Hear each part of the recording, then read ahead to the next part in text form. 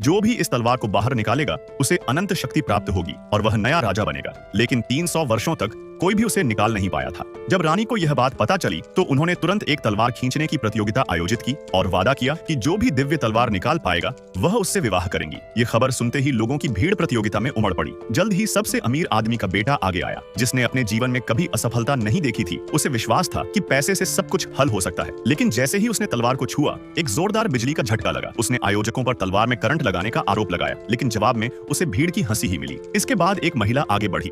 वह रानी की गहरी प्रशंसा करती थी और उनसे विवाह करना चाहती थी। उसने अपनी सारी जादुई शक्ति लगाकर धीरे धीरे तलवार खींची, लेकिन वह लगभग तुरंत ही वापस अंदर चली गई। अमीर वारिस यह देखकर हैरान रह गया। फिर एक युवा आगे आया और उसने प्रयास किया। अपनी पूरी ताकत लगाकर वह तलवार को लगभग 8 इंच तक बाहर निकालने में सफल हुआ। उसके बाद एक 80 वर्ष का बूढ़ा आदमी खड़ा हुआ। पता चला कि वह बूढ़ा भी रानी से विवाह करना चाहता था। उसने आत्मविश्वास से एक मंत्र पढ़ा और फिर धीरे धीरे जादुई तलवार को पकड़ा।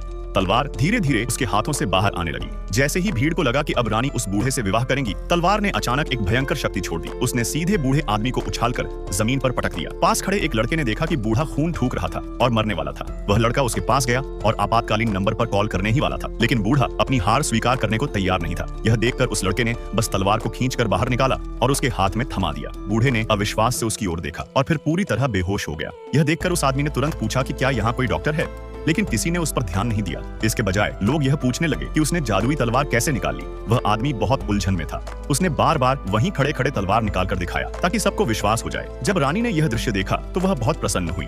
वह तुरंत प्रतियोगिता स्थल पर पहुंची और उस आदमी से विवाह करने की तैयारी करने लगी।